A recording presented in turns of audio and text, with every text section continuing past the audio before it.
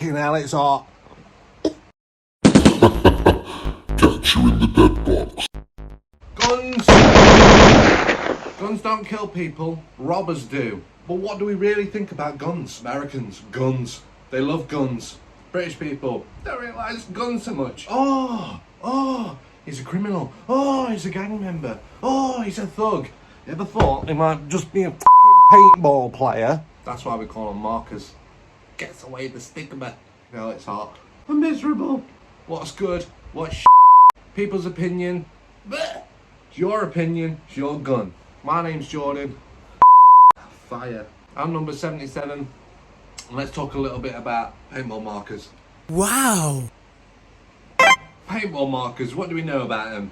Well, there's lots of different things that goes along different paintball markers, from engineering characteristics and traits all the way down to aesthetics, yeah? The thing is, right, I am a mechanical engineer. What? I kind of know how things work, kind of, sometimes. Now, a lot of people will buy a gun based on technicalities, people buy guns based solely on looks and aesthetics, which is all cool, because at the end of the day, you buy a gun for whatever reason that you buy a gun. You know, I've shot a few guns.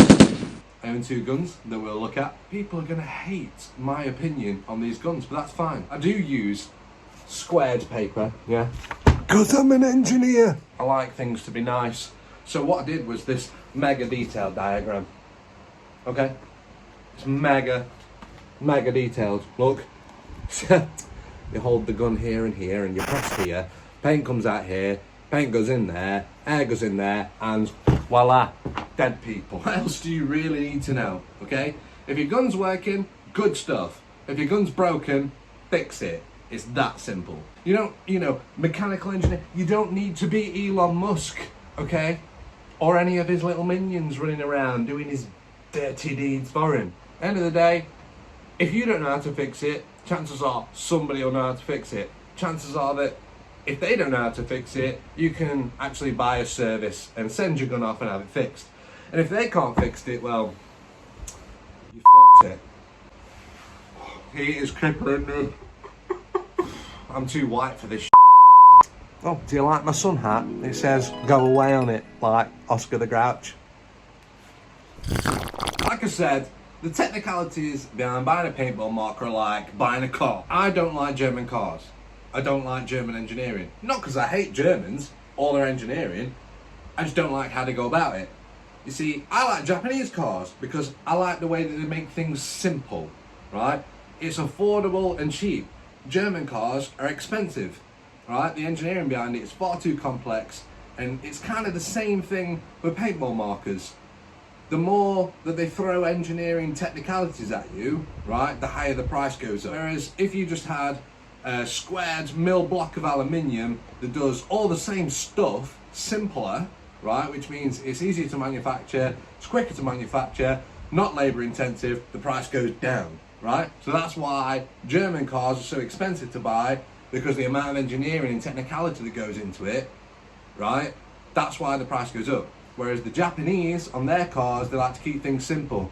Bish, bash, bosh, we do the job. It might be boring, but it's reliable.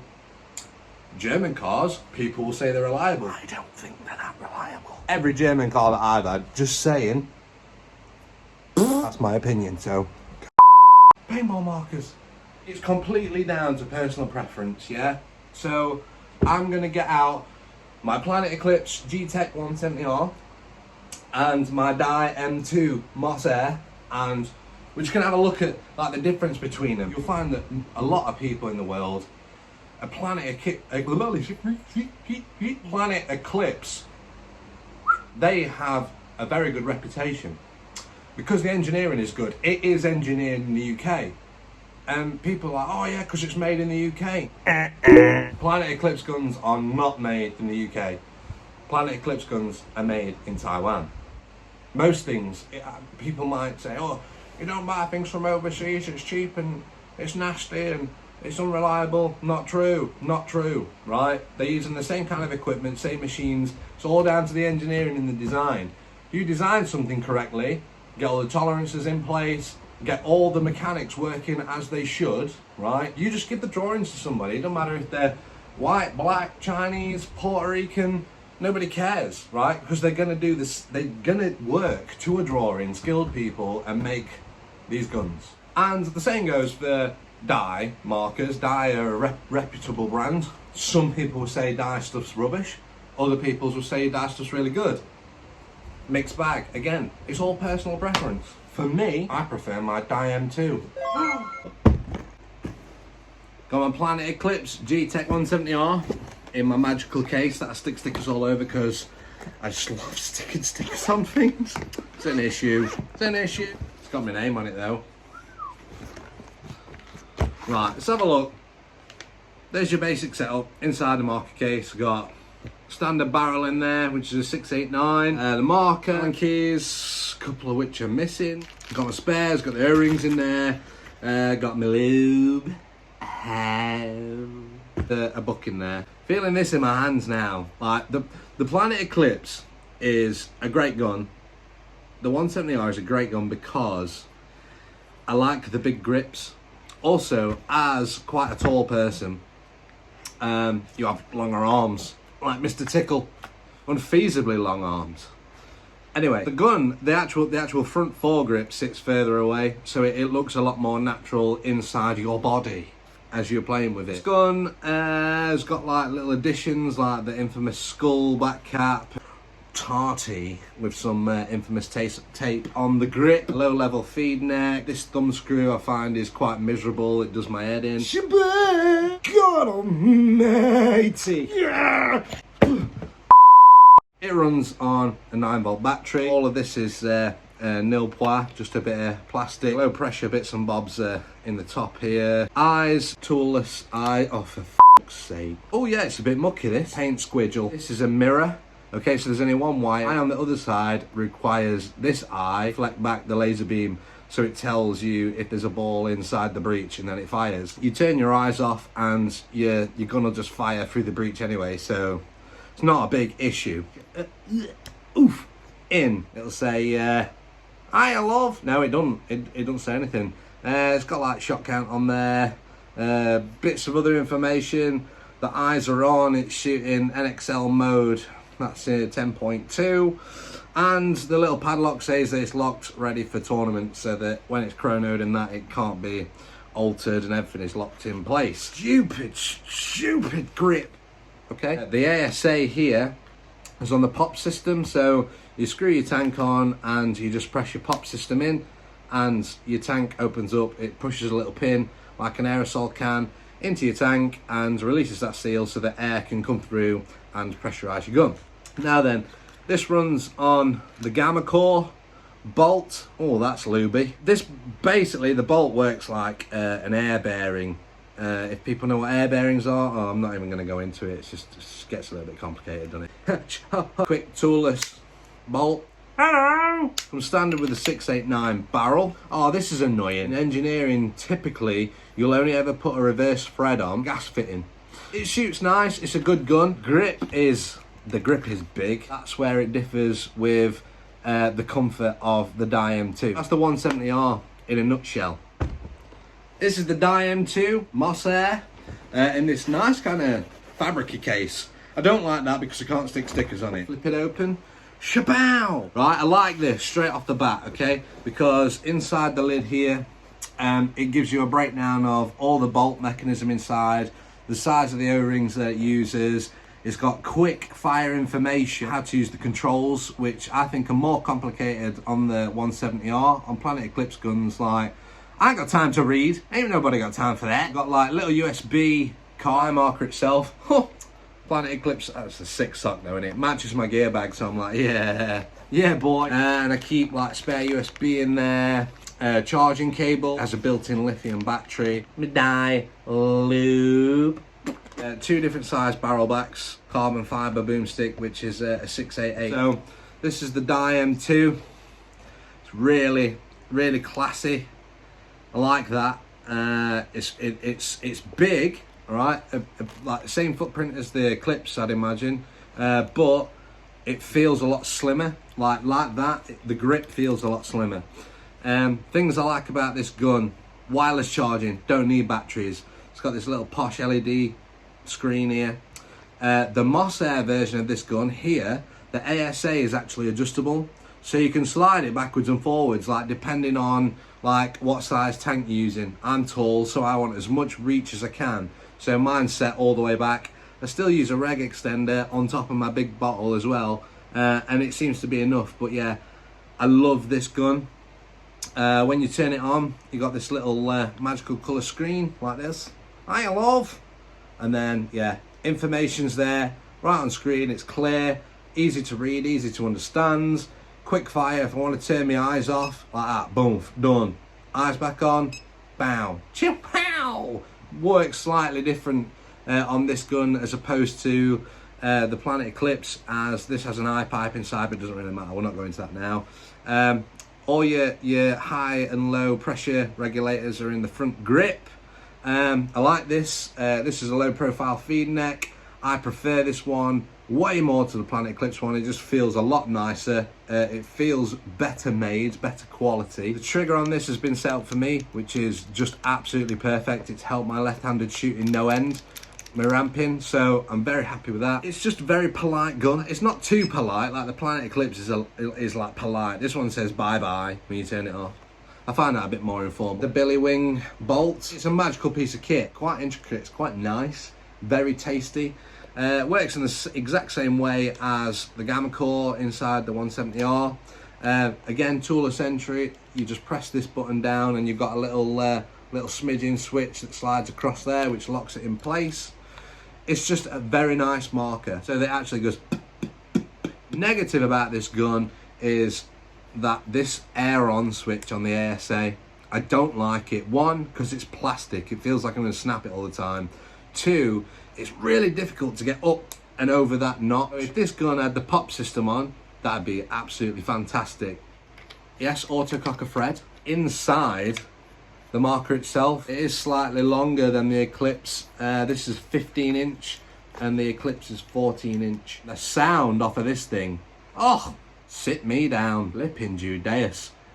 That's the Lord's work right there. As you can see, very similar distance between the front grip and the back grip. The Planet Eclipse, when you say, oh yeah, it's like a low-rise feed neck, that's a lot lower on the die. Toolless bolt, yeah, both got it. I've used this gun on two separate occasions, and the charge has gone down to about 87%. Again, user interface with the buttons and whatnot, a lot more straightforward than what it is with the Planet Eclipse. The grip's slimmer here, your thumb sits better inside, see that chunkiness there. The die doesn't have that. The pops, yeah, that is 10 times better than this little flick up switch on the die, for sure. It's a great mid-level gun. It's a lot of gun for the money. So yeah, summing it up, both fantastic guns, yeah. I'm not knocking either guns. I'm not knocking Planet Eclipse, I'm not knocking die. But I prefer the die gun. The Planet Eclipse was recommended. Planet Eclipse is obviously a leader, one of the biggest powerhouses in paintball internationally. But so is die. It's hard to sum up. But I wish that I had to go with a die marker before I bought the Planet Eclipse, because I would have gone for the die marker all day long, purely because of sound, batteryless. You know, I could charge it in the car, you know, just off USB port or anything. Definitely the die over the 170R. My skin is leaking. Yeah. Saying about like the feed neck, quickly just dropped on a hopper. Oh, you like that, don't you? Oh, you like that. It looks like an old school Nike trainer from the 80s, which is what I based it on when I painted it. Ooh, but yeah, look at this. You're going in, you're looking like Duke Nukem. That carbon tip, technology, materialistics, ugh, aesthetics, hopper, large. You look like you're ready for action. That's good. If I took something modern and futuristic like this hopper and stuck it on this World War II relic, sorry Planet Eclipse, it don't f***ing go on. F***ing stupid feed neck. F***ing bull. Hate this f***ing feed neck. Don't fit anything. F***ing piece of shit. Planet Eclipse, you're angry at me. I'm kind of composed. I'm melting. There's your World War II relic with something cool on it. It's chunky. It just doesn't feel right. As much as I try and add aesthetics to this gun, it's just never gonna look that cool. It's not for me. This stupid feed deck, definitely not for me. Ugh. Done, ready to go. What can I say? At the end of the day, fuck me. At the end of the day, yeah, both these guns shoot. They're both reliable. I've had great experiences with both guns, but the Dye M2 experience has been far more superior than the Planet Eclipse one. Now I can't turn around and judge the Planet Eclipse based on one gun, okay? I've had a go with LVs, I've had a go with CSs, and yes, they're lighter. There's so many different characteristics behind a different gun. It's all down to personal preference, yeah? The reason I like this is because it's got more weight to it. Women being quite a big frame, big dude, horrible freak of nature motherfucker, I thought having a bigger, heavier gun would help, and it did, until I came across the Dye M2. And now I'm like, oh, it's a lot lighter, it's a lot more streamlined, it looks cooler, accessories are cooler, life is just cooler, got a cooler screen, everything's just easier. Oh my god. And compose. I'm not going to tell you what's a great gun and what's a terrible gun, because I have no right to tell you what a good and a great and a terrible gun is. All I've got is my opinion. That's my honest opinion. As with everything that I buy with paintball gear, like a lot of people will rate HK Army soft goods, for example. I don't. They've not been very good since I've had them, you know. But guns, obviously guns are 90% of what paintball is about. And then you got your mask and everything as well, and your hoppers and whatever, but the gun is got to be personal to you. You've got to enjoy the experience, you've got to take it on board, you've got to live life to the fullest and make sure that you get some dead people at the end of the day, yeah? Because otherwise you're not going to have no fun. Shooting with these large standard barrel tips are a bit sketchy when it comes to shooting paint, so you are going to have to really buy a barrel kit, because due to technical engineering and blah blah blah blah blah and rifling and all this stuff that goes back for days and days and years and years and millions of years since God was a lad, you want to shoot your paint straight, okay? You're not going to do that with huge wide bore things like this. You need to sort your out, get your in line. Best advice I can give to people: have a go with other people's guns, have a go with teammates' guns, anybody, and if you see somebody's gun lying around that you're just talking to, pick it up, feel it. How does it feel to you? I've done that with Lux guns, with especially the shocker amps. Now, people have told me that shockers are miserable. I've heard nothing but amazing feedback from shockers, like the new shocker amp and the RSX, quite cool looking guns. I like the look of the guns. The technology is kind of all the same, yeah? So it doesn't really matter how much you throw at a gun, just make sure it's the one for you. Make sure you enjoy it, and make sure that when you play and you're having a pleasurable experience, yeah, things are going to go wrong. With every gun, something goes wrong. It doesn't matter. So there's always going to be help out there to repair your gun. So don't fear the fact of technology and what's good and what's bad. Go to one of the paintball stores. You've got, like I said before, just paintball and BZ. If you're going to make the trip, if you live nearby, whatever, catch a train, catch a plane, catch a boat, I don't know. Get in that Uber, go up there, and just have a go with a couple of guns, yeah? Even at tournaments, just going around talking to people, asking what their opinions are. Do your research before you decide what gun you want to buy. And then you might buy it and go, this is great, but like me, I'm like, oh, but what if? So yeah, you start, you know, venturing out. Include this video. Paintball, yeah, is a team sport as well as an individual sport. You pay for your gear, it's your money, it's your hard-earned brass tacks, it's your heavy paper round that goes uphill for days and days and days and days. To be able to buy expensive gear, yeah? Planet Eclipse have got a great reputation for being reliable, which they are. At one point, something will go wrong, it'll be something minor, but there's always help out there to get it fixed. Again, it's the same with the dye. These companies, both companies, are huge paintball companies across the world. There's always going to be parts or somebody to fix them. So don't fear about the fact that if something goes wrong. Get your money, spend your money on whatever you want, yeah? Buy second hand so that you can get more bang for your buck. either of these guns I would recommend to anybody. If you buy one and this shit, feel free to leave a comment and wait for me not to reply. Whoa! It's like something out of Duke Nukem in it. It's time to kill. Definitely putting sunglasses on for this one. I'm pretending to be Duke Nukem right now. And if you don't know who Duke Nukem is, why? What? You want some of this? Ooh, I make this look good.